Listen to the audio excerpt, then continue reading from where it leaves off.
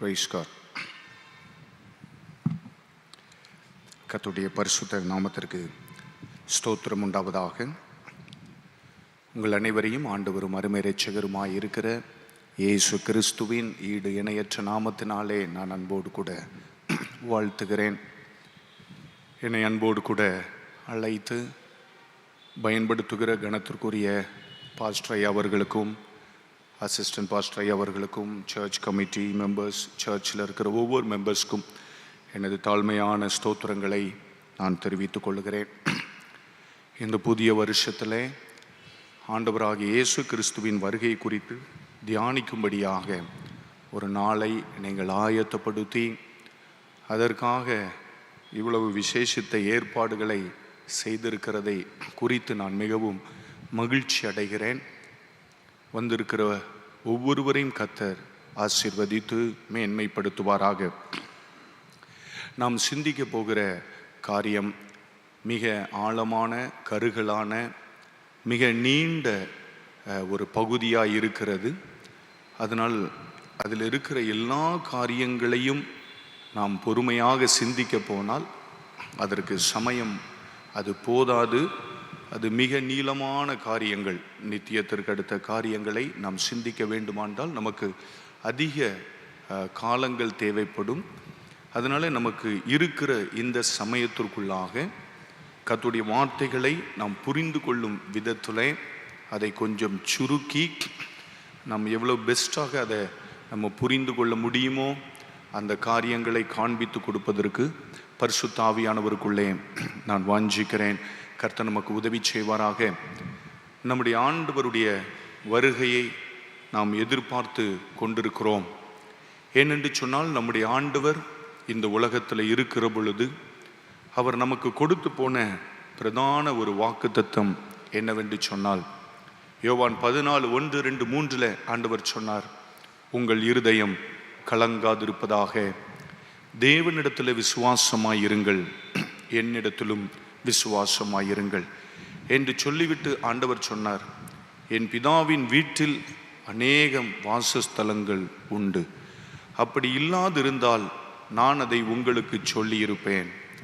நான் போய் உங்களுக்காக ஒரு ஸ்தலத்தை ஆயத்தம் பண்ணின பின்பு நான் இருக்கிற இடத்திலே நீங்களும் இருக்கும்படிக்கு நான் திரும்பவும் வந்து உங்களை சேர்த்து கொள்ளுவேன் என்று பொய்யுரையாத தேவன் நமக்கு வாக்கு பண்ணி இருக்கிறார்.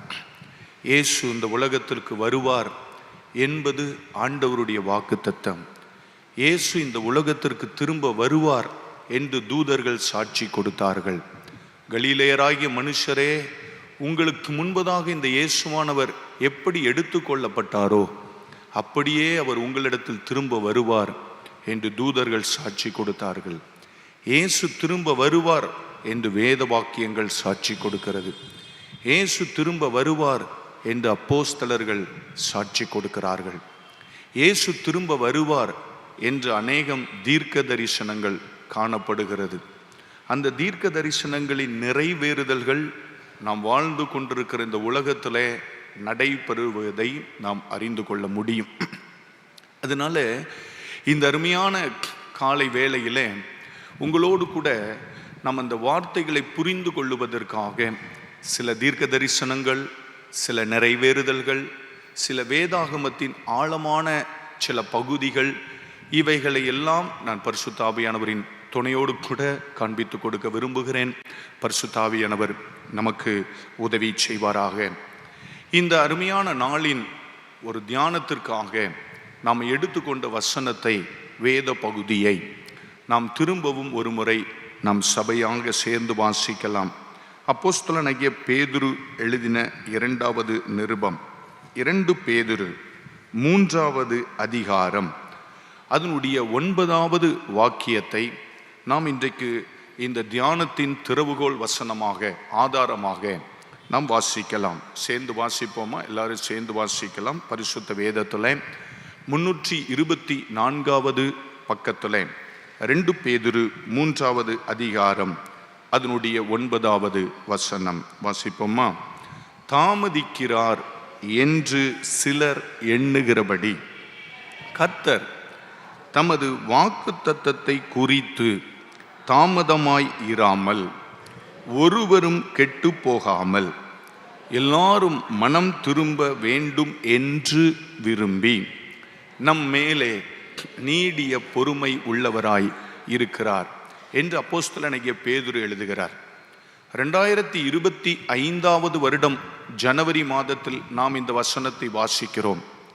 இந்த வார்த்தை எழுதப்பட்ட காலங்களை குறித்து பார்த்தால் கிட்டத்தட்ட 2000 வருடங்களுக்கு முன்பதாக இருந்த ஆதி சபைக்கு, ஆதி திருச்சபையில் இருந்த பரிசுத்தவான்களுக்கு அப்போஸ்தலனாகிய பேதுரு எழுதி கொடுக்கிறார். பாருங்கள், தேவன் தாமதிக்கிறார் என்று நீங்கள் எண்ணாதிருங்கள்.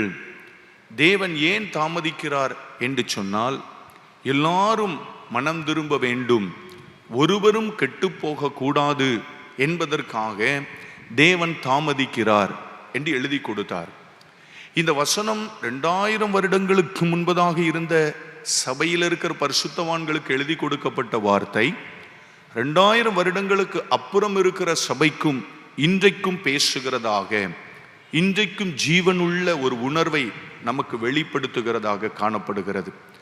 நாம் இந்த வசனத்தை வாசிக்கிற பொழுதே நம்முடைய உணர்வுக்குள்ள ஒரு காரியம் தோன்றும். 2000 வருடங்களுக்கு முன்பதாகவே சபை இயேசு கிறிஸ்துவின் 2வது வருகையை எதிர்பார்த்து கொண்டிருந்தது. அன்றைக்கே அவர் திரும்ப வருவார் என்று அவர்கள் எதிர்பார்த்து கொண்டிருந்தார்கள்.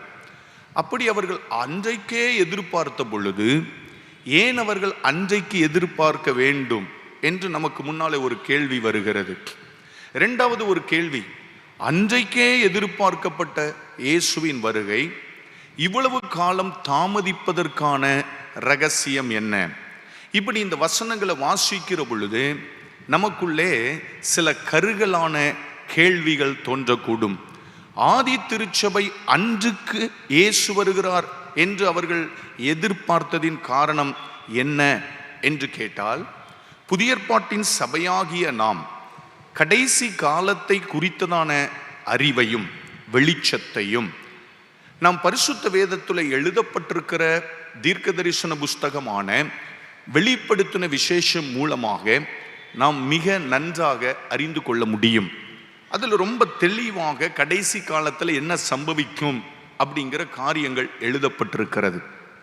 ஆனால் ஆதி திருச்சபையின் காலத்தில் ஆதி திருச்சபையிலிருந்த விசுவாசிகள் அன்றைக்கே இயேசு திரும்ப இந்த உலகத்திற்கு வருவார் என்று அவர்கள் எதிர்பார்த்ததின் நோக்கம் என்னவென்று சொன்னால், அவர்கள் வாழ்ந்த காலத்தில் எப்படி வெளிப்படுத்தின விசேஷம் இந்த புதிய ஏற்பாட்டிலே நமக்கு முக்கியமாய் காணப்படுகிறதோ, அதுபோல பழைய ஏற்பாட்டிலே வெளிப்படுத்தின விசேஷத்திற்கு நிழலாய் காணப்படுகிற ஒரு தீர்க்க தரிசன புஸ்தகம் காணப்படுகிறது.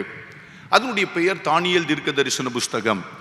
நாம் இந்த கடைசி காலத்தை குறித்ததான ஒரு ஆராய்ச்சி செய்கிற பொழுது இந்த 2 தீர்க்க தரிசன புஸ்தகங்களையும் நாம் ஆராய்ந்து பார்க்க வேண்டியது அவசியமாயிருக்கிறது.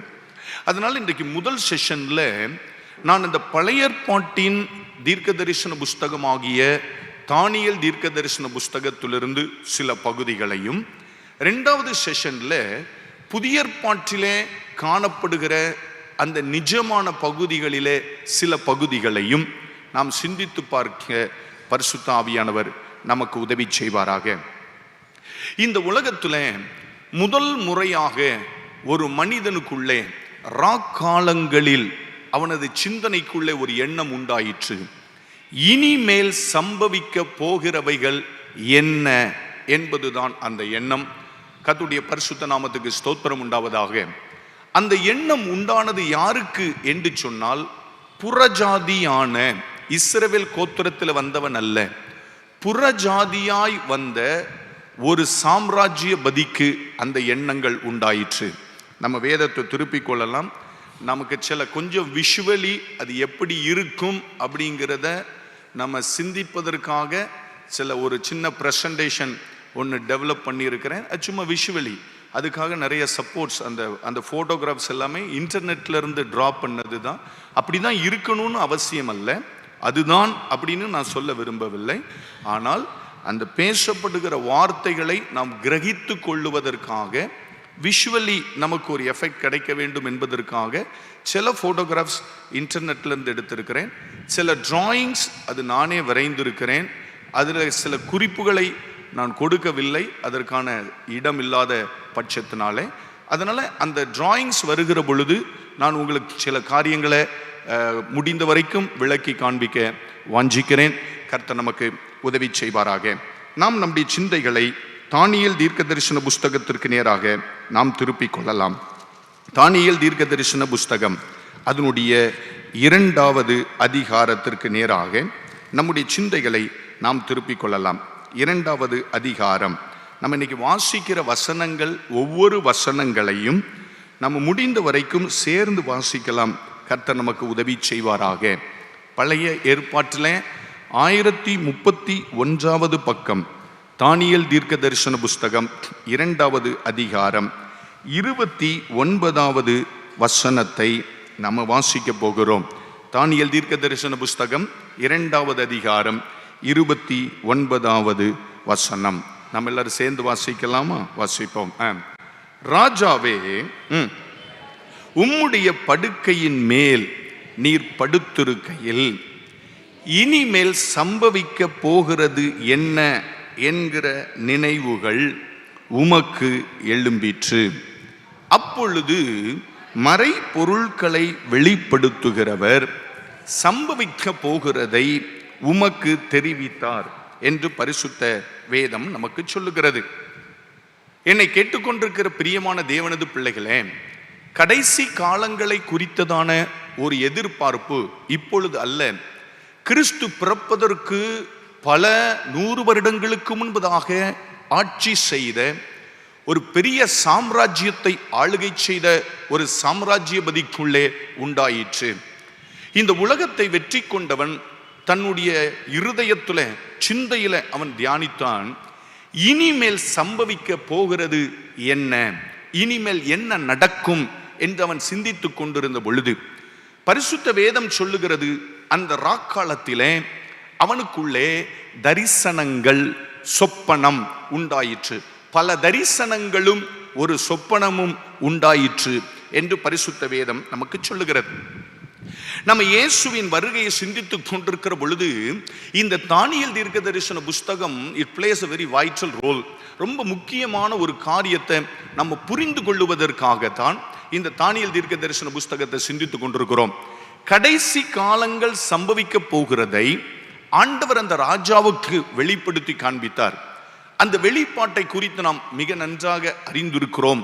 ஆகிலும் இந்த நாளிலே திரும்பவும் அந்த வெளிப்பாடு எப்படிப்பட்டது என்பதை நாம் புரிந்து கொள்வதற்காக நீங்க வீட்டில் போய் பொறுமையாக அந்த தானியேல் தீர்க்க தரிசன புஸ்தகம் 2வது அதிகாரம் முழுவதுமாக வாசித்து பாருங்கள்.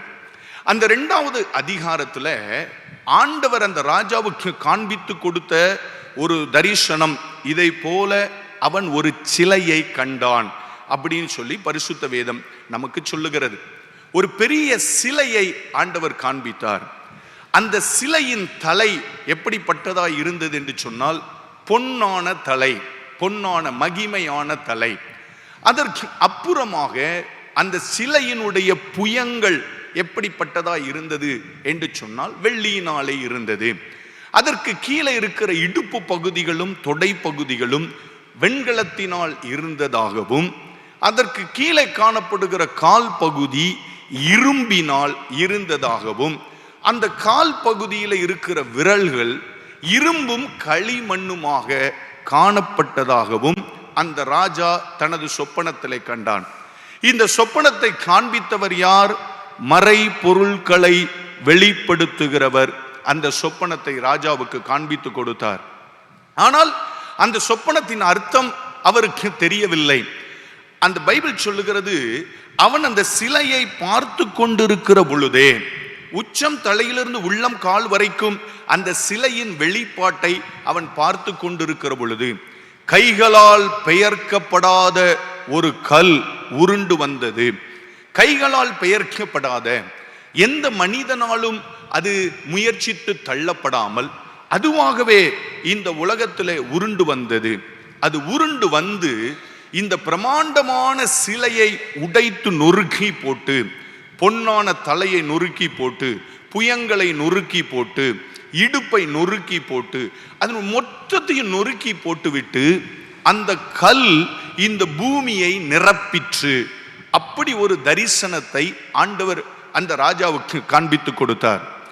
இந்த தரிசனத்தை குறித்ததான அர்த்தத்தை, இந்த தரிசனம் என்ன சொல்லுகிறது என்று சொல்லப்படுகிற அர்த்தத்தை தானியேல் அந்த ராஜாவுக்கு காண்பித்து கொடுத்தார். ராஜாவே, நீர் எதை யோசித்துக் கொண்டிருக்கிறீர்? கடைசி காலத்தில் என்ன சம்பவிக்க போகிறது என்பதை நீர் யோசித்துக் கொண்டிருக்கிறீர்.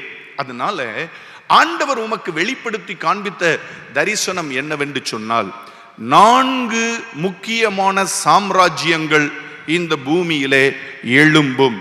முதலாவது சாம்ராஜ்யபதி நீர்தான். பொன்னான அந்த தலை நீர் என்று சொல்லுகிறார். முதலாவது சாம்ராஜ்யபதி நீர்தான். உமக்கு பிற்பாடு 2வது ஒரு சாம்ராஜ்யம் எழும்பும். அந்த சாம்ராஜ்யத்தில் 2 பேர் இருப்பார்கள். அந்த 2 பேரில் ஒருவன் இன்னொருவனை விட உயர்ந்தவனாயிருப்பான். அதனால ஒரு புயம் உயர்ந்து இருக்கிறது. அந்த சாம்ராஜ்யம் முடிந்த பிற்பாடு அதற்கு கீழே இன்னொரு பிரம்மாண்டமான சாம்ராஜ்யம் வரும். 4வது ஒரு சாம்ராஜ்யம் வரப்போகிறது.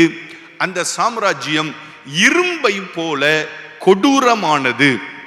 அவன் என்ன நினைத்தானோ அதை செய்து முடிப்பான். அவ்வளவு ஒரு பயங்கரமான சாம்ராஜ்யம் வரும். அந்த சாம்ராஜ்யத்துல கடைசியில ஒரு 10 விரல்கள் இருக்கிறது பாருங்கள். அதுல ஸ்தோத்திரம், அந்த ராஜாக்களின் காலத்துல அப்படின்னு எழுதப்பட்டிருக்கிறது. நமக்கு இப்ப வசனங்களை வாசிக்க சமயம் இல்லைங்கிறதுனால நான் கொஞ்சம் ஃபாஸ்டா சொல்லிட்டு போறேன். கைகளால் பெயர்க்கப்படாத ஒரு கல் புரண்டு வரும். அந்த கல் என்று சொல்லப்படுகிறது யாரை காண்பிக்கிறது என்று சொன்னால், பணி தீர்க்கப்பட்ட கல் என்றும் விலையேற பெற்ற கல் என்றும் ஆண்டவராகிய இயேசு கிறிஸ்துவை குறித்து நாம் பரிசுத்த வேதத்தில் வாசித்து பார்க்கிறோமே, அதுபோல இந்த சாம்ராஜ்யங்களின் முடிவிலே உன்னதத்திலிருந்து இறங்கி வருகிற ஆண்டவர் இந்த சாம்ராஜ்யங்களை எல்லாம் உடைத்து நொறுக்கி அவரது ராஜ்யத்தை இந்த உலகத்திலே ஸ்தாபிப்பார் என்ற வெளிப்பாடு அந்த தானியேல் தீர்க்கதரிசி மூலமாக நேபுகாத்நேச்சார் என்று சொல்லப்படுகிற பாபிலோனிய ராஜாவுக்கு கொடுக்கப்பட்டது. அந்த நம்ம ஏன் இதை சிந்திக்கிறோம் என்று சொன்னால், புதிய ஏற்பாட்டிலே ஆரம்பகால விசுவாசிகளாய் இருந்தவர்கள் இந்த தரிசனத்தின் நிறைவேறுதல்களை தங்கள் கண்களினாலே கண்டிருந்தார்கள். தானியேலுக்கு இந்த தரிசனம் வெளிப்படுத்தப்பட்டது பாருங்கள்.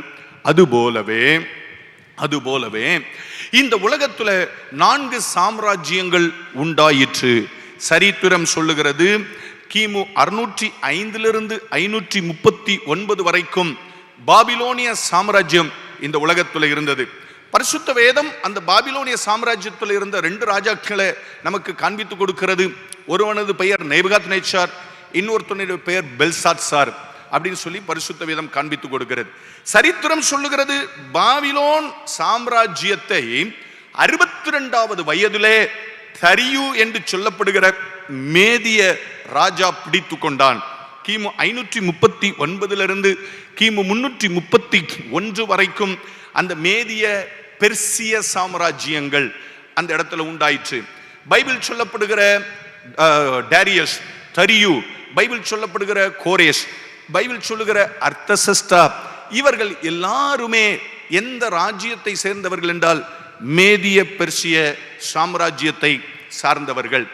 இந்த மேதிய பெர்சிய சாம்ராஜ்யம் முடிவுக்கு வந்த பிற்பாடு வேதத்தில் ஆண்டவர் காண்பித்து கொடுத்த அந்த தரிசனத்தின்படியே இந்த உலகத்தை 3வது ஒரு சாம்ராஜ்யம் பிடித்து கொண்டது. அது கிரேக்க சாம்ராஜ்யம் என்று சரித்திரம் சொல்லுகிறது. கிமு 331 கிமு 168 வரைக்கும் இந்த கிரேக்க சாம்ராஜ்யம் இந்த உலகம் முழுவதையும் ஆளுகை செய்தது. இந்த கிரேக்க சாம்ராஜ்யத்துல தான் நம்ம எல்லாரும் சரித்திரத்தில் படித்து பார்க்கிற ஒரு பெரிய ராஜா அரசாண்டான். அவனுடைய பெயர் மகா அலெக்சாண்டர் என்று நாம் சரித்திரங்களில் வாசித்து பார்க்கிறோம். ஆண்டவர் இந்த மனிதனுக்கு எப்படி காண்பித்து கொடுத்தாரோ அதுபோல இந்த கிரேக்க சாம்ராஜ்யம் முடிவுக்கு வந்து முற்றுப்புள்ளிக்கு வந்து இரும்பை போல கொடூரமான ரோம சாம்ராஜ்யம் இந்த உலகத்துல ஆரம்பித்தது. ரோமர்கள் எப்படிப்பட்டவர்கள் என்று சொல்லி நமக்கு மிக நன்றாக தெரியும்.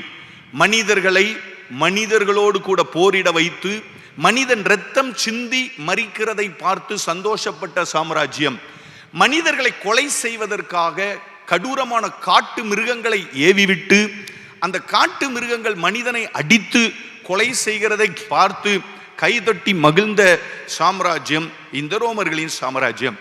இப்படிப்பட்ட ரோமர்களின் ஆட்சி நடந்து கொண்டிருந்த பொழுதுதான், ஸ்தோத்திரம், இப்படிப்பட்ட ரோமர்களின் ஆட்சி நடந்து கொண்டிருந்த பொழுதுதான் அந்த ரோமர்களுக்காக சில பிரதானிகளாக, ஸ்தோத்திரம், இந்த யூதேயாவிலும் கலிலேயாவிலும் ஆளுகை செய்து கொண்டிருந்தவர்கள் தான் ஏரோது என்றும் பிலாத்து என்றும் பரிசுத்த வேதம் நமக்கு காண்பித்து கொடுக்கிறது. எனவே இந்த ரோம சாம்ராஜ்யம் நடைபெற்று கொண்டிருக்கிற பொழுது இயேசு இந்த உலகத்திற்குள்ளே மனிதனாக இறங்கி வந்தபடியினாலே அந்த ஆதி திருச்சபையில் இருந்த விசுவாசிகளுக்குள்ளே இயேசு இந்த தீர்க்க தரிசனம், 4 சாம்ராஜ்யங்களை குறித்த தீர்க்க தரிசனம் அப்படியே நிறைவேறிவிட்டபடியினாலே ஆண்டவர் இந்த உலகத்துல ராஜ்யத்தை ஸ்தாபிக்க போகிறார் என்று அவர்களுக்கு ஒரு ஆழமான எண்ணம் உண்டாயிற்று.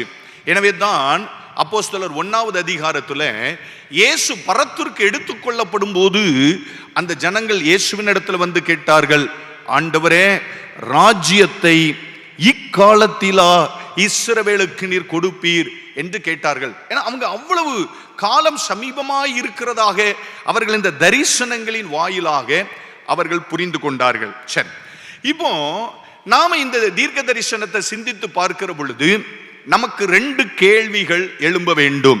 2 கேள்விகள் எழும்ப வேண்டும். 4 சாம்ராஜ்யங்களை குறித்ததான தரிசனங்கள் நிறைவேறிவிட்டது. ஆனால் அந்த தானியேல் தீர்க்க தரிசன புஸ்தகம் 2வது அதிகாரம் 42வது வசனத்தில் எழுதப்பட்டிருக்கிற கால் விரல்கள் 10 என்று சொல்லப்படுகிற அந்த காரியமும், தானியேல் தீர்க்க தரிசன புஸ்தகம் 2வது அதிகாரம் 44வது வசனத்தில் எழுதப்பட்டிருக்கிற அந்த ராஜாக்கள் என்று சொல்லப்படுகிற காரியங்களும் எவைகளை குறித்த காரியங்கள் என்பது அந்த புதிய ஏற்பாட்டின் ஆரம்ப கால விசுவாசிகளுக்கு மறைத்து வைக்கப்பட்டிருந்தது. இந்த கேள்வியை நீங்க கொஞ்சம் 2வது செஷன் வரைக்கும் காப்பாற்றி வைக்கும்படி உங்களை நான் அன்போடு கூட கேட்டுக்கொள்ளுகிறேன். சரி, இந்த 4 ராஜ்யங்களை குறித்ததான வெளிப்பாடு ஆண்டவர் நேபுகாத்நேச்சாருக்கு கொடுத்த பிற்பாடு இதை இன்னும் தெளிவாக விளக்குகிற விதத்துல தானியேல் தீர்க்கதரிசிக்கு ஆண்டவர் சில தரிசனங்களை கொடுத்தார். நேபுகாத்நேச்சாருக்கு கொடுத்த தரிசனம் அல்லாமல் வேறு சில தரிசனங்களை ஆண்டவர் தானியேல் தீர்க்கதரிசிக்கு கொடுத்தார். அது தானியேல் தீர்க்க தரிசன புஸ்தகம் 7வது அதிகாரத்துல அந்த முதல் தரிசனம் எழுதப்பட்டிருக்கிறது. சரியா, நம்ம அந்த வார்த்தைகளை ஒண்ணா வாசிக்கலாம். 7வது அதிகாரம் 4வது வசனத்தை நாம வாசிக்க போகிறோம். தானியேல் தீர்க்க தரிசன புஸ்தகம் 7வது அதிகாரம் அதனுடைய 4வது வசனத்தை நாம் வாசிக்கலாம். 3வது வசனத்திலிருந்து வாசிக்கலாம். அப்பொழுது வெவ்வேறு ரூபம் உள்ள 4 பெரிய மிருகங்கள் சமுத்திரத்திலிருந்து எழும்பின. முந்தினது சிங்கத்தை போல இருந்தது, அதற்கு கழுகின் செட்டைகள் உண்டாயிருந்தது. நான் பார்த்து கொண்டிருக்கையில் அதன் இறகுகள் பிடுங்கப்பட்டது. அது தரையிலிருந்து எடுக்கப்பட்டு மனுஷனை போல 2 காலின் மேல் நிமிர்ந்து நிற்கும்படி செய்யப்பட்டது. மனுஷ இருதயம் அதற்கு கொடுக்கப்பட்டது. இந்த தானியேலுக்கு இந்த தரிசனம் காண்பிக்கப்படுகிற பொழுது நேபுகாத்நேச்சார் இந்த உலகத்துல இல்லை. அவனுடைய குமாரன் என்று சொல்லப்படுகிற அவனுடைய பேரன் பெல்சாத்சாரின் காலத்துல இந்த தரிசனம் அவருக்கு காண்பிக்கப்பட்டது. கிட்டத்தட்ட இதை போல இப்படிதான் இருக்கும்னு நான் சொல்லல, கிட்டத்தட்ட இந்த பிக்சர்ல இருக்கிறது போல ஒரு தரிசனத்தை அந்த தானியேல் பார்த்தார். அந்த பொன்னான தலை நீரே என்று எழுதப்பட்டிருக்கிற அன்னைக்கு காண்பிக்கப்பட்ட அந்த தரிசனத்தின் விளக்க உரைய, இது ஏற்கனவே நடந்து முடிந்தது, ஆனால் இந்த மிருகத்தை காண்பித்து மற்ற மிருகங்களை குறித்ததான விளக்கத்தை ஆண்டவர் தானியேலுக்கு கொடுத்தார். சிங்கம் போன்றவர் அந்த நேபுகாத்நேச்சார், அவருக்கு கழுகை போன்ற இறகுகள் கொடுக்கப்பட்டிருந்தது. அப்படின்னா என்ன அர்த்தம்னா, அவர் நினைச்சதெல்லாம் செய்வார், உயர்ந்த ஸ்தானத்துல வாழ்ந்தார். அவ்வளவு பயங்கரமான ஒரு நபர். ஆனா பைபிள் சொல்லுது, அப்படிப்பட்டவனுடைய இறகுகள் பிடுங்கப்பட்டு அவன் தரையிலே தள்ளப்பட்டான். இவைகள் எல்லாவற்றையும் பார்க்கிற பொழுது இந்த தரிசனம் நிறைவேறி இருந்ததாக வேதம் நமக்கு சொல்லுகிறது இல்லையா? நேபுகாத்நேச்சார் ஒரு முறை பாபிலோனில இருக்கிற பொழுது, இது என் மகிமை பிரதாபத்துக்கு என்று நான் கட்டின மகா பாபிலோன் அல்லவா என்று சொல்லப்படுகிற பொழுது தேவன் அவனை தள்ளி போட்டார். அவனுக்கு மேல எத்தனை காலங்கள் போயிற்று என்று சொன்னால் 7 வருடங்கள் கடந்து போயிற்று.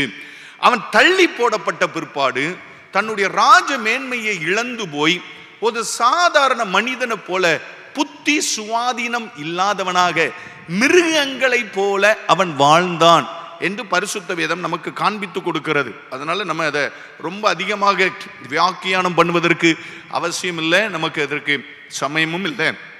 இப்படி முதலாவது மிருகத்தை அவன் கண்டான். சமுத்திரத்தின் இருந்து, சமுத்திரம் என்று சொல்லப்படுகிறது ஜனங்களையும் பாஷைக்காரரையும் குறிக்கிறது. சமுத்திரம் அப்படிங்கிறது இந்த உலகத்திலிருந்து முதலாவது இறங்கி வந்து எழும்பி வந்த அது ராஜ்யம் ஒரு மிருகமாக காண்பிக்கப்பட்டது. இரண்டாவது அந்த ராஜ்யத்தை குறித்து தானியேல் பார்க்கிற பொழுது 5வது வசனத்தை வாசிப்போம். பின்பு கரடிக்கு ஒப்பாகிய வேறே 2ஆம் மிருகத்தை கண்டேன். அது ஒரு பக்கமாக சாய்ந்து நின்று தன் வாயின் பற்களுக்குள்ளே 3 விலாவெலும்புகளை கவ்விக்கொண்டிருந்தது. எழும்பி வெகு மாமிசம் தின் என்று அதற்கு வெளிப்படுத்தப்பட்டது. இந்த ரகசியம் யாரை குறித்து எழுதப்பட்டிருக்கிறது என்றால், மேதிய பெர்சிய சாம்ராஜ்யங்களை குறித்து எழுதப்பட்டிருக்கிறது.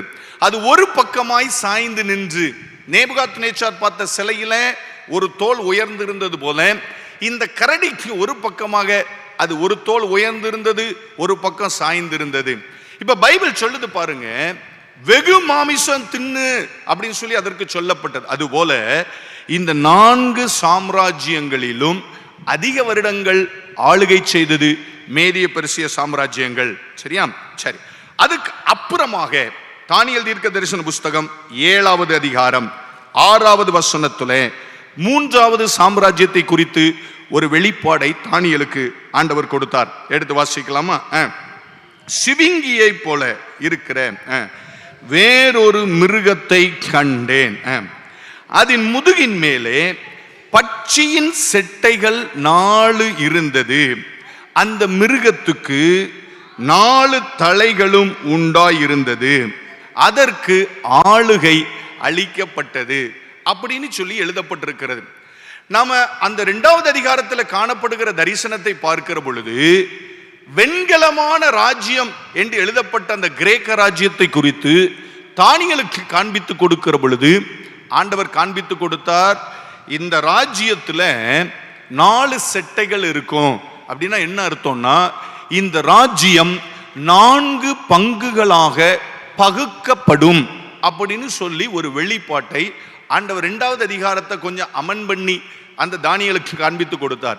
கிரேக்க சாம்ராஜ்யத்துல அந்த சிவிங்கி போல, லெப்பர்ட் போல இருக்கிற அந்த மிருகத்துல 4 செட்டைகளும் 4 தலைகளும் இருக்கிறது என்பது போல அந்த ராஜ்யம் 4 பகுதிகளாக அது பிரிக்கப்படும் என்ற ஒரு வெளிப்பாடு அந்த தானியேலுக்கு கொடுக்கப்பட்டது. சரியா? சரி. 4வது மிருகத்தை பார்க்கிற பொழுது அந்த ரோம ராஜ்யத்தை குறித்து தானியேல் பார்க்கிற பொழுது அதை நம்ம திருப்பி வாசிக்கலாமா? அதற்கு பின்பு ரா தரிசனங்களிலே 7வது வசனம் வாசிக்கலாம். 7வது அதிகாரம் 7வது வசனம். அதற்கு பின்பு ரா தரிசனங்களிலே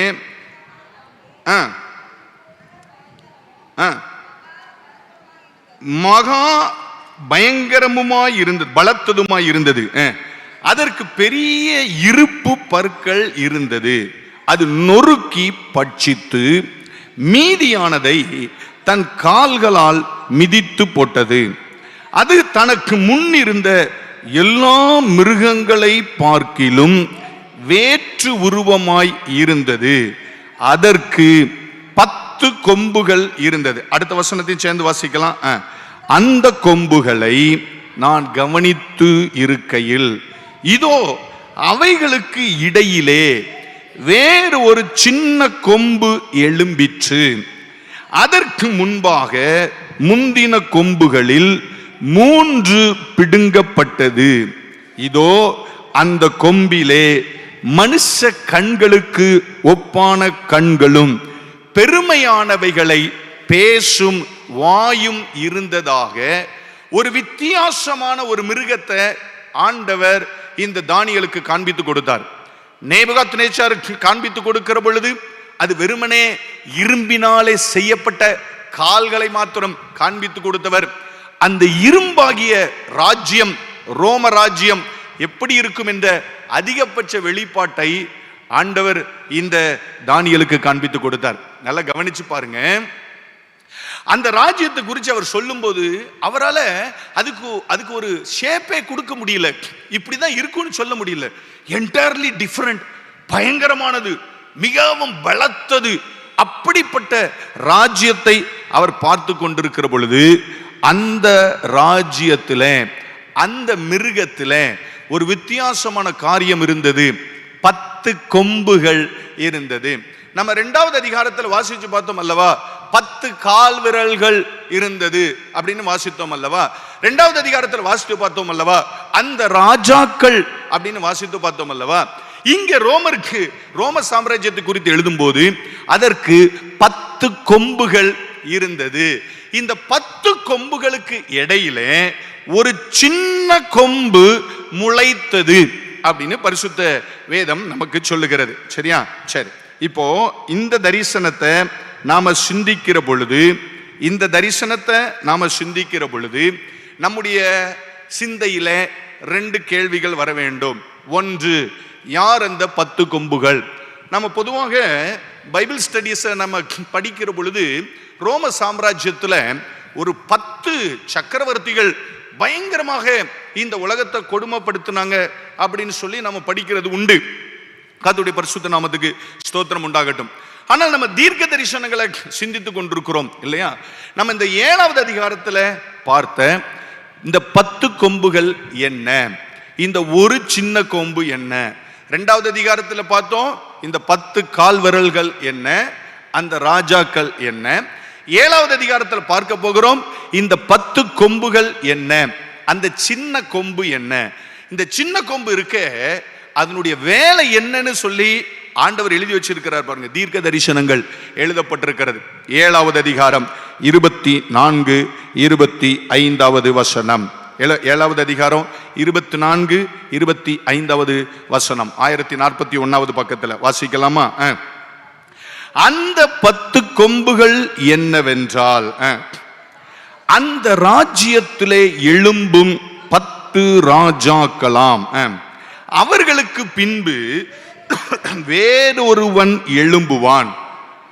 அவன் முந்தினவர்களை பார்க்கிலும் என்டையர்லி டிஃபரண்டா இருந்து 3 ராஜாக்களை தாழ்த்தி போட்டு உன்னதமானவருக்கு விரோதமாக வார்த்தைகளை பேசி உன்னதமானவருடைய பரிசுத்தவான்களை ஒடுக்கி காலங்களையும் பிரமாணங்களையும் மாற்றுவதற்கு நினைப்பான்.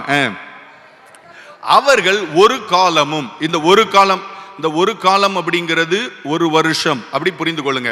அவர்கள் ஒரு காலமும், அதாவது 1 வருஷமும், காலங்களும் அப்படின்னா 2 வருஷம், காலங்களும் அப்படின்னா 2 வருஷம் அப்படின்னா, மறுபடி சொல்லுகிறேன், அவர்கள் 1 வருஷமும் 2 வருடங்களும் அரை காலமும் அப்படின்னா எத்தனை வருஷம்? அரை வருஷம். மொத்தம் எத்தனை வருஷம்? 3.5 வருஷம். அவர்கள் ஒரு காலமும் காலங்களும் அரை காலமும் செல்லும் மட்டும் அவன் கையிலே ஒப்பு கொடுக்கப்படுவார்கள். இப்படி ஒரு பயங்கரமான தரிசனம் தானியேல் தீர்க்கதரிசிக்கு கொடுக்கப்பட்டது. இப்ப பைபிள் சொல்லுது, கடைசி காலத்துல 10 ராஜாக்கள் எழும்புவார்கள். அந்த 10 ராஜாக்களிலிருந்து ராஜ்யபாரத்தை ஒரு சின்ன கொம்பு அப்படிங்கிறவன் பெற்றுக்கொள்ளுவான்.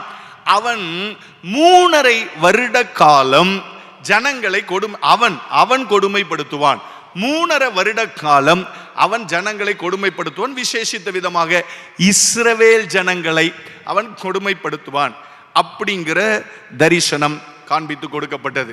நான் கொஞ்சம் வேகமாகத்தான் போகிறேன் அப்படின்னு எனக்கு புரிகிறது. எத்தனை பேர் ஃபாலோ பண்றீங்க? கரெக்டா நான் ஃபாலோ பண்றேன்னு சொல்றவங்க கைகளை உயர்த்தி கர்த்தருக்கு ஒரு அல்லேலூயா சொல்லுங்க பார்க்கலாமே. சரி, கர்த்தர் உங்களை ஆசீர்வதிப்பாராக.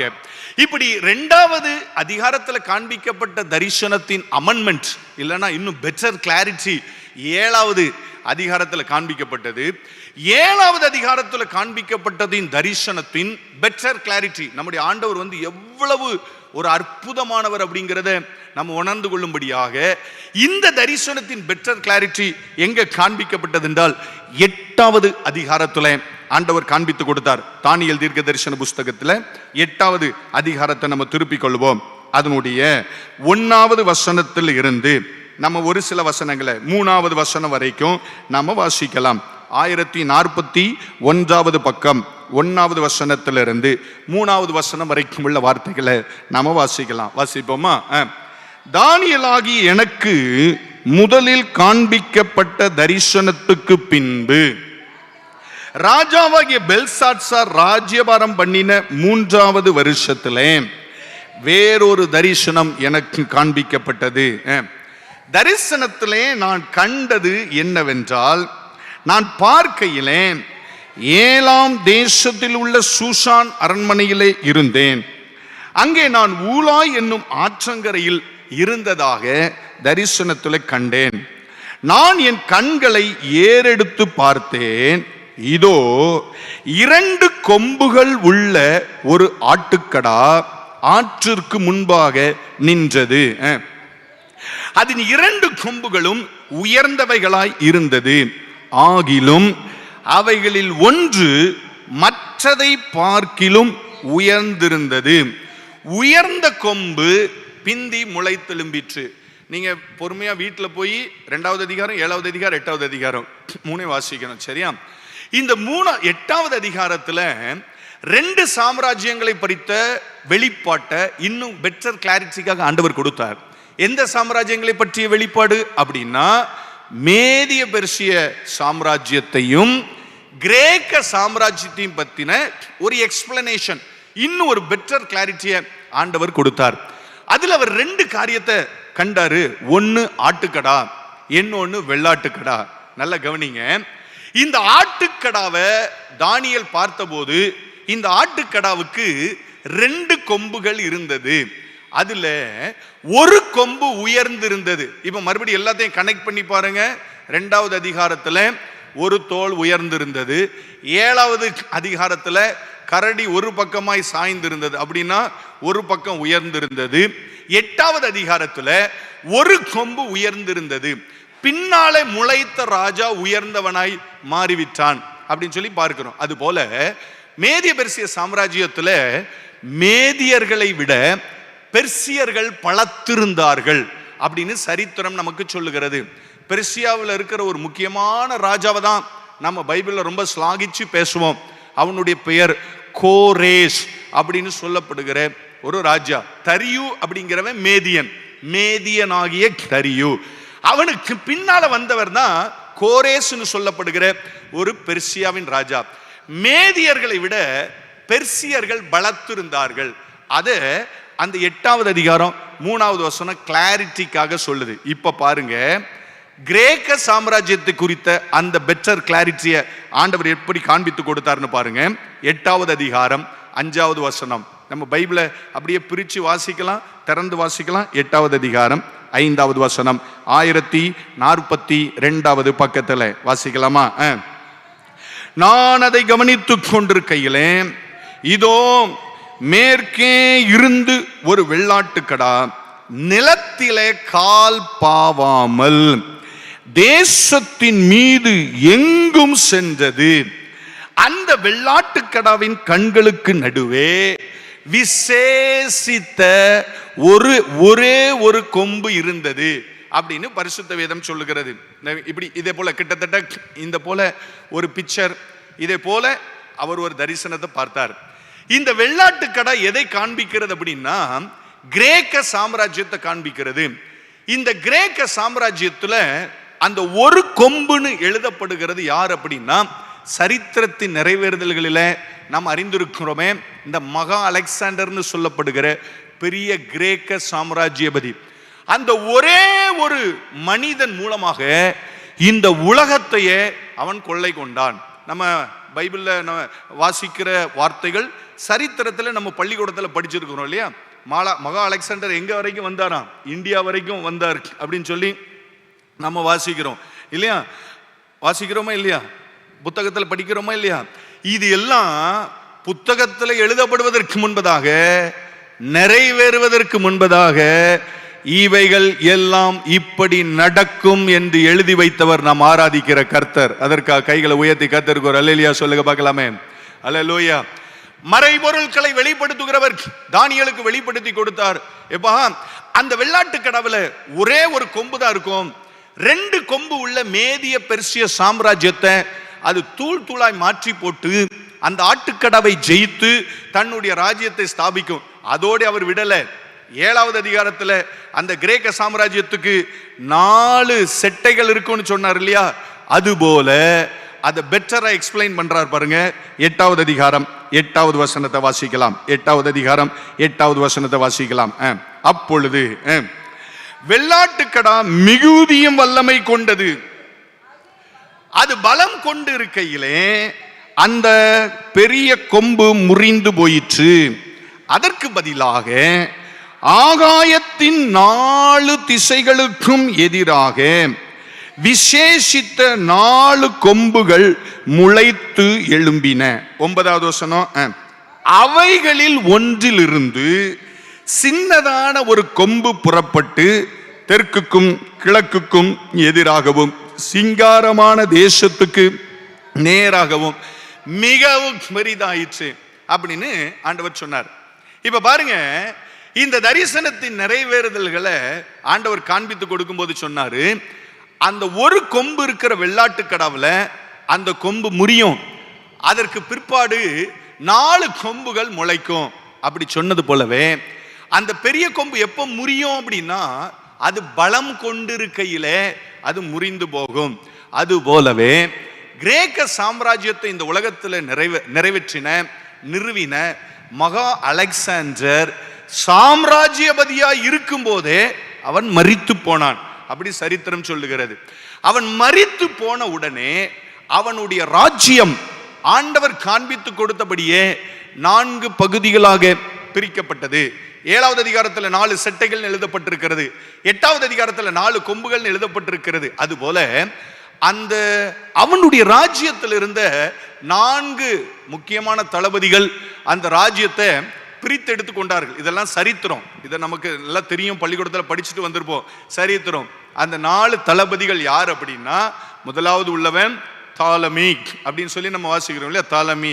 2வது ஒருத்தர் இருக்கிறான் செலுக்கஸ் நிகேட்டர் இல்லையா? Seleucus Nicator. 3வது ஒருத்தர் இருக்கிற கசாண்டர். 4வது ஒருத்தர் இருக்கிற லிசிமாக்கஸ். இப்படி 4 தளபதிகளும் அந்த கிரேக்க சாம்ராஜ்யத்தை பிரித்து எடுத்து கொண்டார்கள். இப்ப பாத்தீங்கன்னா இந்த 4 பேரும், இதெல்லாம் சரித்திரம், இது பைபிள் எழுதப்படல, இது சரித்திரம். இந்த 4 பேருமே தன் ராஜ்ய பாரத்துல சில முக்கியமான சிட்டிஸ், நகரங்களை கட்டினாங்க. இதுல தாலமி கட்டின ஒரு நகரம் அலெக்சாந்திரியா. அலெக்சாண்ட்ரியா பட்டணம். இந்த அலெக்சாண்ட்ரியா அப்படின்னு உடனே உங்களுக்கு என்ன ஞாபகத்துக்கு வருது பைபிள்ல? என்னையா? பவுல். அலெக்சாண்ட்ரியா பட்டணத்துல ஒருத்தன் இருந்தான். ஸ்தோத்திரம். அலெக்சாண்ட்ரியா பட்டணத்தை சேர்ந்தவனும் வேதாகமங்களில் வல்லவனுமாய் இருந்த ஒருத்தன் அங்க இருந்தான். அவனுடைய பேர் என்னது? அப்பல்லோ அப்படின்னு ஒருத்தன் இருந்தான். அலெக்சாண்ட்ரியா பட்டணத்துல ஆண்டவரை ஆராதிக்கிற பிள்ளைகள் இருந்தார்கள். செலுக்கஸ் நிகோட்டர் கட்டின அந்த பட்டணம் அந்தியோகியா அப்படின்னு எழுதப்பட்டிருக்கு. அந்தியோகியா அப்படின்னு உடனே உங்களுக்கு என்ன ஞாபகத்துக்கு வருது? என்னம்மா? அந்தியோகியாவில் தான் முதலாக சீஷர்களுக்கு கிறிஸ்தவர்கள் என்ற பெயர் வழங்கப்பட்டது. கைகளை உயர்த்தி ஒரு அல்லேலியா சொல்லுங்க பார்க்கலாமே. இவ்வளவுதான் அல்லேலியாவா? இன்னும் கொஞ்சம் சத்தமா சொல்ல முடியுமா? சரி, கர்த்தர் நல்லவர். கசாண்டர் என்கிறவன் ஒரு பட்டணத்தை கட்டினான், தெசலோனிக்கே அப்படிங்கிற ஒரு பட்டணம். தெசலோனிக்கே பட்டணத்தை பத்தி நம்ம சொல்ல வேண்டிய அவசியம் இல்லை. ஏராளமான காரியங்களை நாம பைபிள்ல வாசிச்சு பார்க்க முடியும். தெசலோனிக்கேல இருந்த சபைக்கு தான் பவுல் இயேசுவின் வருகை எப்படி இருக்கும் அப்படிங்கிறத பிக்சர் போட்டு காண்பித்ததை 1 தெசலோனிக்கர் 4வது அதிகாரத்தில் நம்ம வாசிச்சு பார்க்க முடியும். சரி, நம்ம எல்லாத்தையும் பின்னால பார்க்கலாம். இந்த லிசிமாக்கஸ் கட்டின பட்டணத்தை குறித்து பைபிள்ல எங்கேயுமே எழுதப்படவில்லை. இந்த பேர்ல லிசிமாக்கியா அப்படிங்கிற பேர்ல எழுதப்படவில்லை. ஆனால் இந்த பட்டணம் யூதேயா தேசத்துக்கு பக்கத்தில் இருக்கிற ஏரியா அப்படின்னு சொல்லி சில வேத வல்லுநர்கள் சொல்லுகிறார்கள். இவைகளை எல்லாம் நான் உங்களுக்கு எதுக்காக காண்பித்து கொடுக்கிறேன் என்று சொன்னால், இந்த ராஜாக்கள் கட்டின பட்டணத்தில் தேவ சபை இருந்தபடியினாலே இந்த காரியங்கள் எல்லாம் தேவன் எழுதி கொடுத்தது போல அச்சு பிறலாமல் நிறைவேறி இருந்தபடியினாலே அன்றைக்கு பழைய ஏற்பாட்டில் இருந்தவர்கள் புதிய ஏற்பாட்டில் இருந்த ஆதி திருச்சபை மக்கள் இயேசுவின் வருகையை அவர்கள் எதிர்பார்த்து கொண்டிருந்தார்கள். இப்ப நம்ம இவ்வளவு சிந்திக்கும் போது உங்களுக்கு ஒரு காமனான ஒரு டவுட் வரணும். பைபிள் வாசிக்கும் போது எப்பவுமே காமனான டவுட் வரணும். 7வது அதிகாரம் வாசிக்கும் போது சின்ன கொம்பு ரோம சாம்ராஜ்யத்திலிருந்து வந்துச்சு. 8வது அதிகாரம் வாசிக்கும் போது சின்ன கொம்பு கிரேக்க சாம்ராஜ்யத்திலிருந்து வருது. அது எப்படி அப்படின்னு ஒரு கேள்வி வரணும். இந்த 8வது அதிகாரத்தில் காண்பிக்கப்பட்டிருக்கிற சின்ன கொம்பு இனிமேல வரப்போகிற சின்ன கொம்புக்கு முன்னடையாளமானவன். அது ஆல்ரெடி நிறைவேறி ஆகிவிட்டது. சரித்திரம் அவனை குறித்து சொல்லுகிறது. அந்தியோகஸ் 4 எபிபனேஸ் அப்படின்னு சொல்லப்படுகிற ஒரு பயங்கரமான ராஜா, செலுக்கஸ் நிகேட்டருடைய வம்சத்துல இறங்கி வந்தவன். சரித்திரம் அப்படி சொல்லுகிறது. கிட்டத்தட்ட அந்தி கிறிஸ்துன்னு சொல்லப்படுகிறவன் என்னென்ன காரியங்களை எல்லாம் இந்த உலகத்துல செய்வானோ அத்தனையையும் அவன் செய்தான். அன்னைக்கு அத்தனையும் அவன் செஞ்சான். அந்தி கிறிஸ்து என்ன செய்வானோ அத்தனையும் செஞ்சான். ஒரே ஒரு காரியத்தை தவிர. என்ன காரியம் அப்படின்னா, அந்தி கிறிஸ்துவின் காலத்துல 3.5 வருடம் இஸ்ரவேலர்களுக்கு சமாதானம் இருக்கும். ஆனா அந்தியோகஸ் காலத்துல 1 வருஷமும் சமாதானம் இல்லை. எல்லாரையும் கொடுமையாய் நடத்தினான். அந்த சரித்திரம் என்ன தெரியுமா சொல்லுது? இஸ்ரவேலர்களின் ஆலயத்தை அவன் கெடுத்தான். இல்ல அதை நம்ம கான்சிக்ரேஷன் அப்படின்னு சொல்லி சொன்னா பரிசுத்தமாக்குறது இல்ல, அவன் டெஸ்கரேட் பண்ணான், இல்லனா அசுத்தமாக்குனான். அந்த இஸ்ரவேலர்களின் ஆலயத்துல போய், தேவனுடைய ஆலயத்துல போய் விக்கிரகத்தை ஸ்தாபிச்சான். ஜீயஸ்னு சொல்லப்படுகிற ஒரு தெய்வத்தின் விக்கிரகத்தை வச்சான். அந்த தேவனது ஆலயத்துல போய் ஒரு பலிபீடத்தை கட்டி பன்றிகளை பலி செலுத்தினான். இஸ்ரவேலர்களை அசுத்தமான பலிகளை சாப்பிடும்படிக்கு கொடுமைப்படுத்தினான். இப்படிலாம் சரித்திரம் நமக்கு சொல்லுகிறது. இவைகள் எல்லாமே கடைசி காலத்தில் வெளிப்பட போகிற சின்ன கொம்புக்கு முன்னடையாளமானவன். இதையெல்லாம் அவன் நிறைவேற்றி முடித்து விட்டான். அப்படி முடிக்கிற பொழுதுதான் அவனுடைய அட்டகாசங்களை பொறுக்க முடியாம இஸ்ரவேலர்கள் பொங்கி எழுந்தார்கள். அதெல்லாம் சரித்திரத்தில் வாசிக்கும் போது மக்கபேயர்கள் புரட்சி, மக்கபேயர்கள் திரும்ப கைப்பற்றினது, மக்கபேயர்கள் தேவனது ஆலயத்தை திரும்ப செப் பண்ணிட்டது, இப்படியெல்லாம் நிறைய காரியங்கள் இருக்கு. அவைகளை எல்லாம் இப்பொழுது நமக்கு பேசுவதற்கு அவசியம் இல்லை, பேச தேவையில்லை. நான் எதற்காக இவைகள் எல்லாம் சொல்லி கொண்டிருக்கிறேன் என்றால், அந்த காலங்களுக்காக ஏன் ஆதி திருச்சபை அதிகமாய் காத்து கொண்டிருக்கிறது என்பதின் வெளிச்சத்தை நான் உங்களுக்கு காண்பித்துக் கொண்டிருக்கிறேன். இந்த தரிசனங்களின் காலம் எல்லாவற்றையும் விட அந்த ஆதி திருச்சபையை ரொம்ப நடுங்க பண்ணின ஒரு தெய்வீக கால்குலேஷன் அந்த 9வது அதிகாரத்தில் எழுதப்பட்டிருக்கிறது. அதற்கு நேராக நாம் நம்முடைய சிந்தைகளை நாம் திருப்பலாம். தானியேல் தீர்க்க தரிசன புஸ்தகம் 9வது அதிகாரத்தை நாம் திருப்பிக் கொள்ளலாம். 9வது அதிகாரம் அதனுடைய 23வது வசனத்தில் இருந்து 27வது வசனம் வரைக்கும் உள்ள வார்த்தைகளை நம்ம வாசிக்க போகிறோம். ரொம்ப முக்கியமான ஒரு அருமையான ஒரு டிவைன் கால்குலேஷன், இல்லைன்னா அதை தீர்க்க தரிசன கடிகாரம்னு கூட சொல்லலாம். பைபிளை புரட்டுங்க. தானியேல் 9வது அதிகாரம் 23 நம்ம கீழே உள்ள வசனங்கள் வரைக்கும் நம்ம வாசிக்கலாம். வாசிப்போம் எல்லாரும் சேர்ந்து.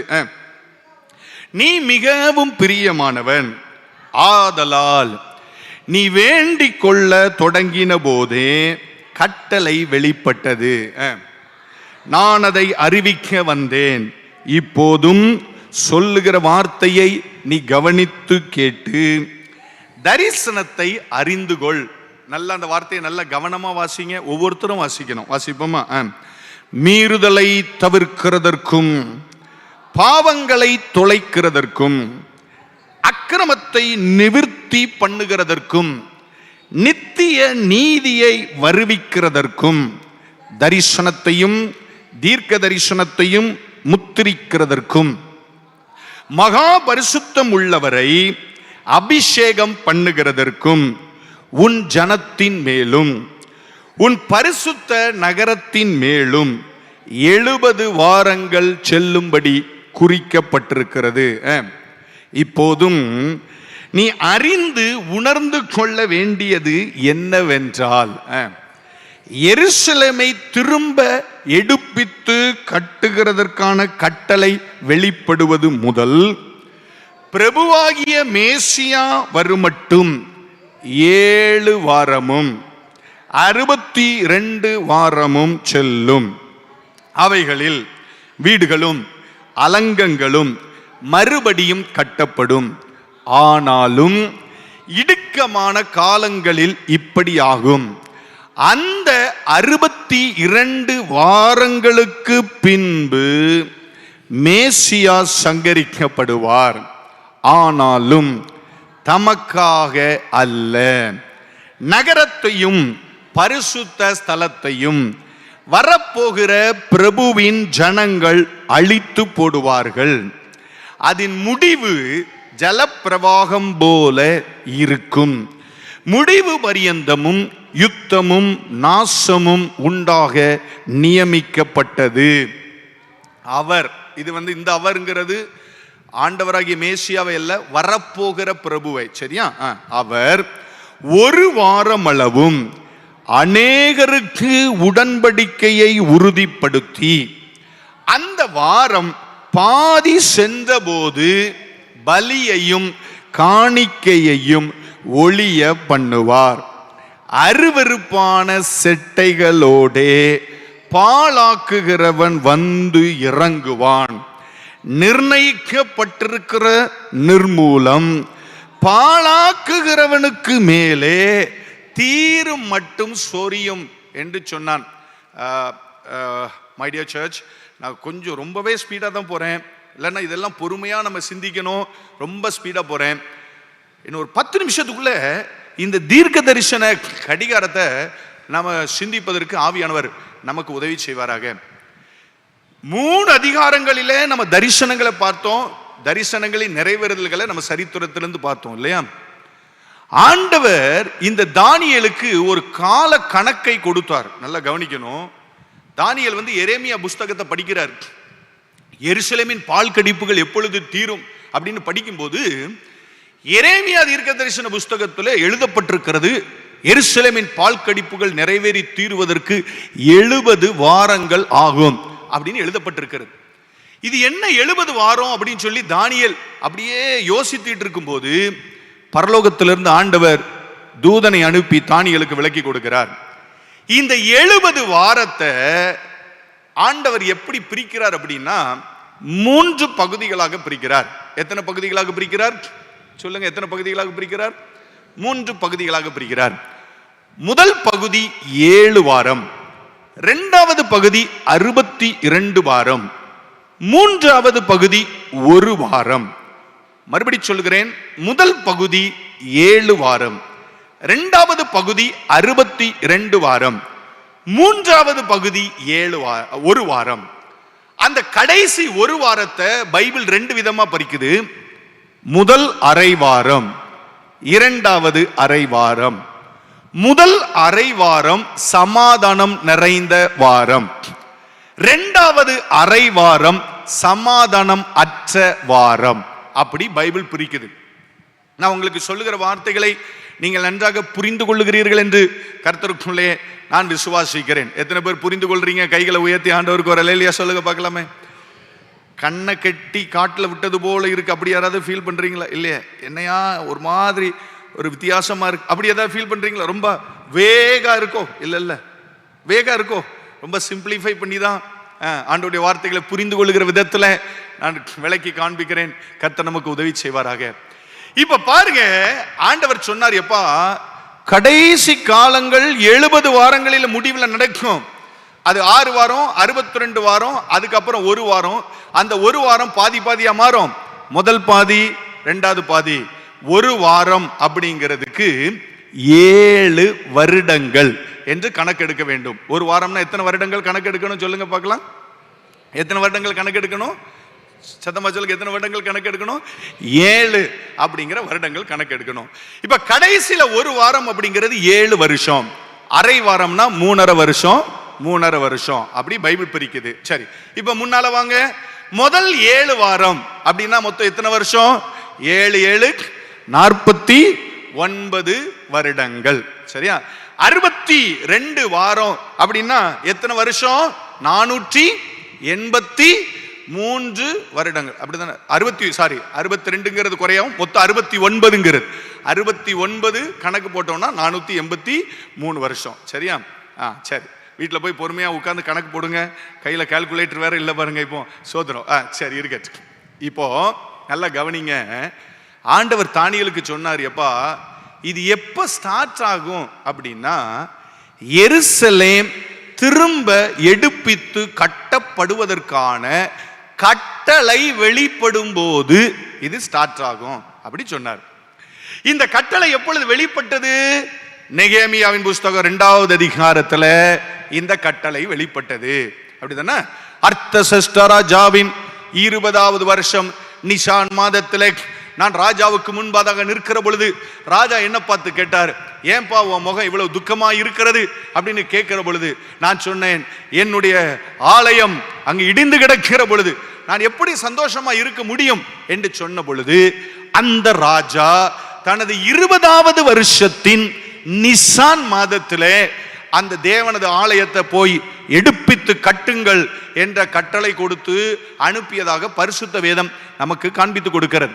அர்த்தசஷ்ட ராஜா மொத்தம் 40 வருஷம் ஆண்டாருன்னு சொல்லி சரித்திரம் சொல்லுகிறது. எந்த 40 வருஷத்துல ஆண்டாருன்னா கிமு 424 இருந்து கிமு 464 வரைக்கும் 40 வருஷம் அர்த்தசஷ்ட ராஜா ஆளுகை செஞ்சார். அப்ப கட்டளை எப்போ கொடுக்கப்பட்டது? 20வது வருஷத்துல, அதாவது கிமு 444வது வருடத்துல.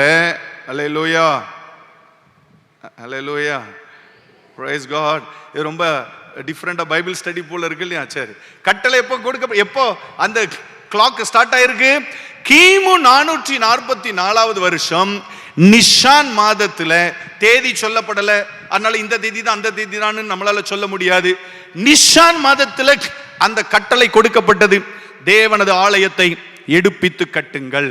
ஆண்டவர் இந்த தானியேலுக்கு சொன்னதுபடியே 7 வாரங்களிலே, அதாவது மொத்தம் 49 வருடங்களிலே தேவனுடைய ஆலயமும் அலங்கங்களும் கட்டப்பட்டது.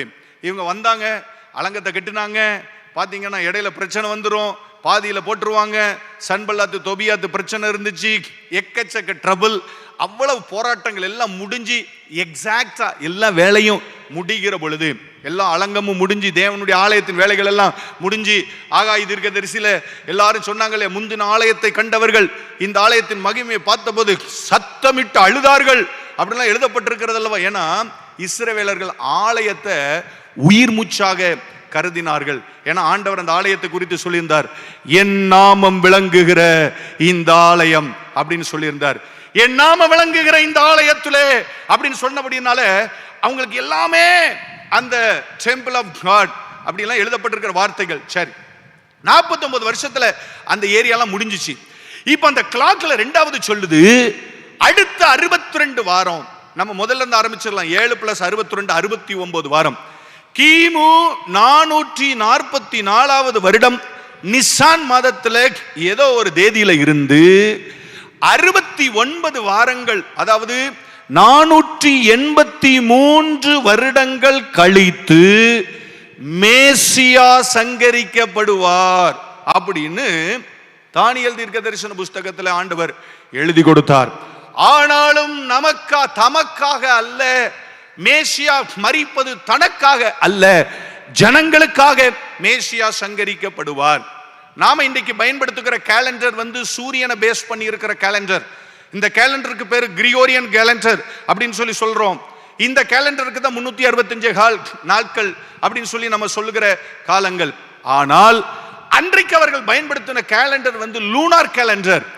அந்த லூனார் கேலண்டர் சந்திரனை மையமாக உருவாக்கப்பட்ட நாட்குறிப்பு. ஒரு வருஷத்துக்கு 360 நாட்கள் மாத்திரமே இருந்த நாட்குறிப்புல ஒரு சின்ன கணக்கு மாத்திரம் போட்டிருக்கிறேன்.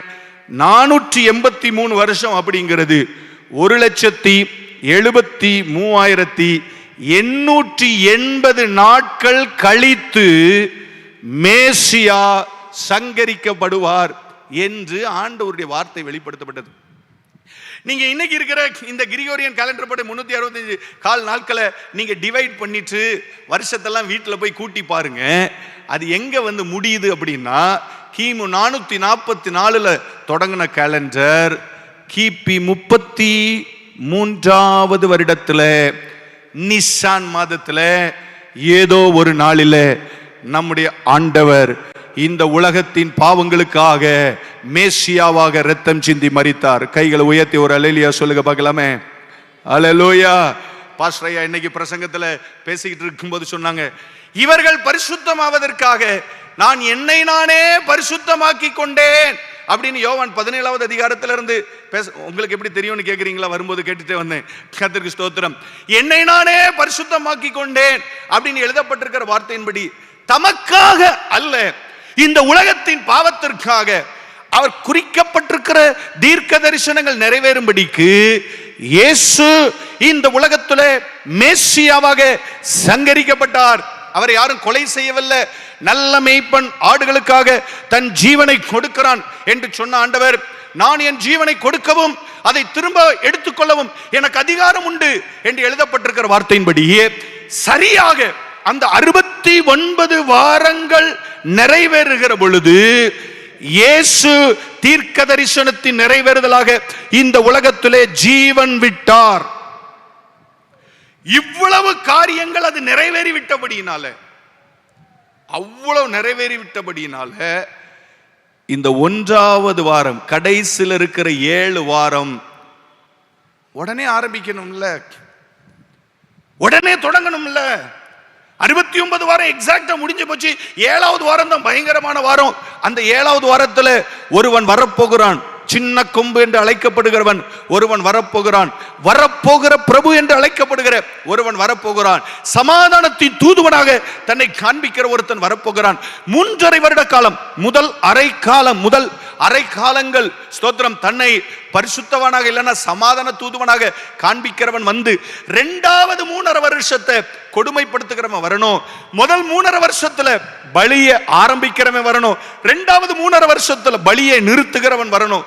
அந்த 7 வருட காலம் ஏனையா உடனே தொடங்கல அப்படின்னு ஒரு கேள்வி நமக்குள்ள எழும்பணும். ஏன் உடனே தொடங்கல அப்படிங்கிறதுக்கு பைபிள்ல எந்த நேரடியான வார்த்தைகளும் எழுதப்படவில்லை. ஆனால் என்னுடைய விசுவாசம் ஒன்றே ஒன்றுதான். 69 வாரங்கள் முடிந்த பிற்பாடு 70வது வாரத்தை ஆண்டவர் உடனே தொடங்கி இருக்கணும். ஆனா ஆண்டவர் அந்த 69 வார நிறைவேறுதலுக்காக இந்த உலகத்திற்குள்ளே தன்னை ராஜாவாய் வெளிப்படுத்தி காண்பித்த ஒரு காலம் எப்பொழுதென்றால், தான் சிலுவையில் அடிக்கப்படுவதற்கு 1 வாரத்துக்கு முன்பதாக எருசலேமுக்குள்ளே ராஜாவாக அவர் பவனி வந்தார். அவர் உள்ளே வருகிற பொழுது எல்லாரும் அவரை பார்த்து ஆச்சரியப்பட்டார்கள். இவர் யாரு, எப்படிப்பட்டவர், இந்த உலகமே அவருக்கு பின்னாலே போயிச்சேன்னு பரிசேயர்கள் சொன்ன பொழுது ஒசன்னா என்று ஆர்ப்பரித்தார்கள். கர்த்தருடைய நாமத்தினாலே வருகிற ராஜா ஸ்தோத்தரிக்கப்பட்டவர் என்று அவர்கள் ஆண்டவரை ஆராதித்துக் கொண்டிருந்த பொழுது அந்த இடத்துல இருந்து ஒருத்தன் கேட்டான். 2 பேர் புறஜாதிகளில் இருந்து 2 பேர் கேட்டான். கிரேக்கர்கள், நாங்கள் இயேசுவை காண விரும்புகிறோம். அவர் தமக்கு சொந்தமானவர்களிடத்தில் வந்தார். சொந்தமானவர்களோ அவரை ஏற்றுக்கொள்ளவில்லை. ஆனால் காணியாட்சிக்கு புறம்பாய் இருந்தவன், தேவனற்றவன் என்று எண்ணப்பட்டவன், அந்த கிரேக்க சந்ததியிலிருந்து 2 பேர் வந்தான். பிலிப்போ பார்த்து சொன்னான், அந்திரேயாவை பார்த்து சொன்னான், பிலிப்போ பார்த்து சொன்னான், நாங்க இயேசுவை பார்க்க விரும்புகிறோம். பிலிப்பு அந்திரேயாவிட்ட போய் சொன்னான். அந்திரேயா ஆண்டவர்கிட்ட போய் சொன்னான், 2 பேர் ஆண்டவரே உங்களை பார்க்க விரும்புகிறாங்க. அப்படி சொன்ன பொழுது ஆண்டவர் சொன்னார், அந்த யோவான் எழுதின சுவிசேஷம் 13வது அதிகாரத்தில், நான் உயர்த்தப்பட்டிருக்கிற பொழுது எல்லாரையும் என்னிடத்திலே இழுத்துக் கொள்ளுவேன். யூதன் என்றும் கிரேக்கன் என்றும் இல்லை, அடிமை என்றும் சுயாதீனம் என்றும் இல்லை, ஆண் என்றும் பெண் என்றும் இல்லை. இந்த உலகத்தில் நான் வந்தது இஸ்ரவேல் ஜனங்களை மீட்டு ரட்சிக்கிறவர் இவர்தான் என்று நாங்கள் நம்பி இருந்தோம் என்று எம்மாவுக்கு போகிற சீசர்கள் சொன்னாங்களே. மாத்திரமல்ல, இந்த உலகம் முழுவதிலும் ஒரு ரட்சிப்பு கொடுக்கப்படும்படிக்கு வானத்தின் கீழே பூமிக்கு மேலே ரட்சிக்கப்படுவதற்கு அவருடைய நாமமே அல்லாமல் வேறு ஒரு நாமம் கொடுக்கப்படவில்லை என்ற வார்த்தையின்படி இயேசு கிறிஸ்துவின் சிலுவை மரணத்தினாலே உலகம் முழுவதிலும் இருக்கிற புறஜாதிகளுக்கு ஒரு காலம் கொடுக்கப்பட்டது. கிருபையாலே அந்த காலம் கொடுக்கப்பட்டபடியினாலே அது கிருபையின் காலம் என்று அழைக்கப்பட்டது. அந்த கிருபையின் காலம் இடையில கொடுக்கப்பட்டபடியினாலே 70வது வாரத்தின் ஆரம்பம் கொஞ்சம் தள்ளி வைக்கப்பட்டிருக்கிறது. அந்த 70வது வாரம் எப்பொழுது தொடங்கும் அப்படிங்கிறத கரெக்டாக 11 மணி, I just want to finish it off. எப்போ தொடங்கும் அப்படிங்கிற ஒரு 10 நிமிஷம் கழிச்சு நம்ம சிந்திக்கலாம். இயேசு வரப்போகிறார்.